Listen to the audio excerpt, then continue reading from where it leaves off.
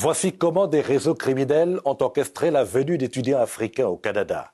Diplômes falsifiés, lettres d'acceptation contrefaites, preuves bancaires retruquées, promesses mensongères de bourses d'études, tout y passe. En tout cas, ce sont des réseaux criminels d'immigration qui opèrent ces dernières années au Canada. Les stratagèmes de ces arnaqueurs font certes des victimes, mais ils profitent aussi un peu aux demandeurs d'asile. C'est une enquête de Priscilla Plamondon à Lancette. Excellente nouvelle pour ceux qui veulent venir étudier au Canada et qui n'ont pas d'argent. L'admission est garantie à 100%. Le rêve canadien est un marché très lucratif en Afrique. Des dizaines d'agences et de consultants en immigration font fortune en promettant aux étudiants d'entrer facilement au pays. Dans les dernières années, ils ont notamment ciblé l'Université du Québec à Chicoutimi. Ne laissez pas passer cette chance de réaliser vos rêves d'études au Québec.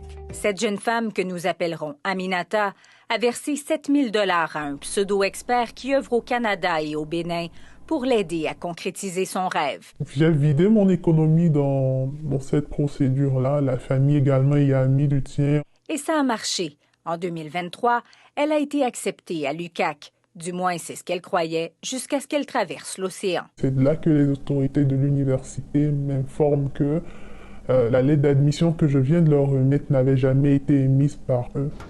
L'université, en fait, m'informe sur le champ que j'avais été victime de fraude. Aminata a été dupée. Son pseudo-consultant, lui-même étudiant à l'UQAC, a falsifié sa propre lettre d'acceptation pour faire croire qu'elle était admise. Québec et Ottawa aussi ont été bernés. Ils ont émis son visa sur la base de cette contrefaçon. On voit bien la signature du registraire, mais qui pourrait voir cette lettre-là et se dit que c'était une fausse lettre d'admission. En 2023, Immigration, Réfugiés et Citoyenneté Canada a décelé 1500 demandes de permis d'études liées à des lettres d'acceptation frauduleuses. Devant l'ampleur du problème partout au pays, un nouveau système de vérification a été mis en place l'an dernier. Plus de 10 000 documents truqués ont été interceptés. Au sein de cette cohorte de personnes, certaines ont été impliquées dans le crime organisé, écrit le ministère de l'Immigration. C'est pas l'UQAC qui est ciblé, c'est l'ensemble du système d'enseignement supérieur au Québec, au Canada. Il y a des agences qui font un travail tout à fait correct, qui viennent en aide aux étudiants pour qu'ils arrivent ici avec les bonnes conditions.